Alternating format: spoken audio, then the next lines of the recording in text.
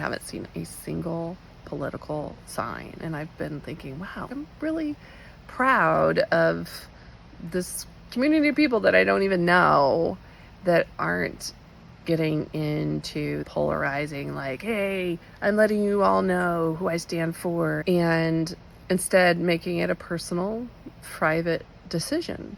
I don't know if that's a good thing to be proud of.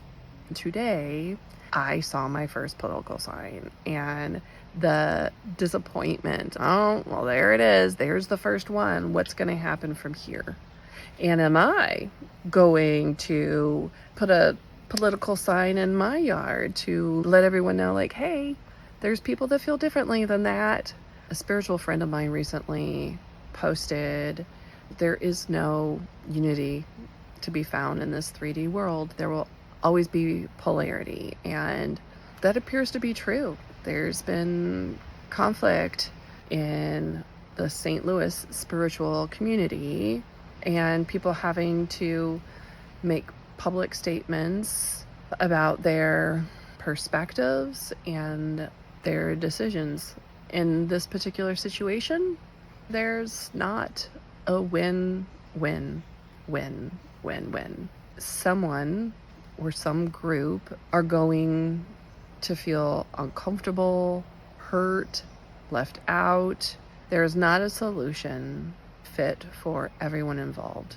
So in partnership and in relationships, there's times where there's conflict and there's two different perspectives, and each one totally believes in their perspective. What are you going to do about it? When highly triggered emotions get involved, it can be easy to start viewing the other person as an enemy that wants to hurt us, doesn't have our best interest in mind. That is wrong. And then they feel the same way about us. I myself, when someone has a point of view that I think is morally wrong or unhelpful, I find myself withholding approval. I might withdraw. I might have judgments. Even if this person has shown me that in every other instance, they're a really good person. All of a sudden, if we don't see eye to eye on something, it's like, oh, maybe they're not a great person, or they're against me, or they don't really care about me. Any kind of storyline that we tell ourselves during these times where emotions are high. My biggest spiritual practice is curiosity. If I can put myself in their shoes through curiosity, that is real empathy. I don't have to agree with them. And with this curiosity, it makes me wonder, what motivated them to think this way, to feel this way, to make this decision? How can I ask enough questions and understand where they're coming from, why they're viewing me the way that they are? I can only say it makes sense that you would view things that way if I'm able to be curious enough to get out of my own presuppositions, my own constructs of seeing the world, of needing to be right, and try on something else, like an outfit. Let me try this on. Let me see something different so that I can grok what's going on here. Can I say it makes sense that they feel that way? I see why they made that choice. I don't have to agree with them. There's a problem with this spiritual superpower. It can leave us with more questions than answers, more things unresolved than resolved. And this is a problem, especially if you're a fixer, if you're a people pleaser, a peacemaker. You want everyone to get along. And ideally, we want solutions that work for everyone. A win for me, a win for you, a win for everyone involved, and a win for the world. Yet, there's going to be times where that's just not possible. Whether that's in our one-to-one relationships or in our social, political policy making.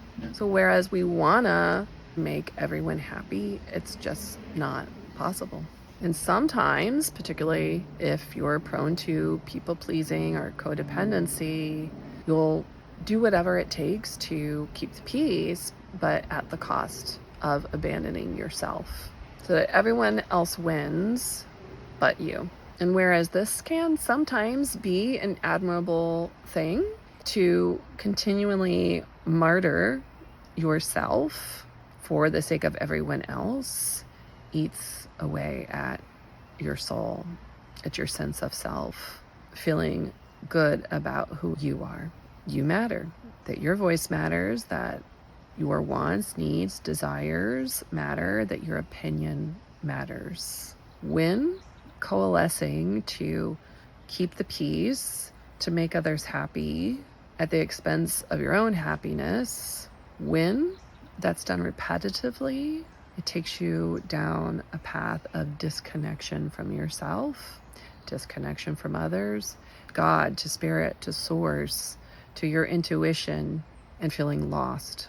So it can be hard to know when to speak up, when to say something, and when to tune in and say, do I really need to add my voice in here? Do I really need to keep advocating and not letting down around this issue?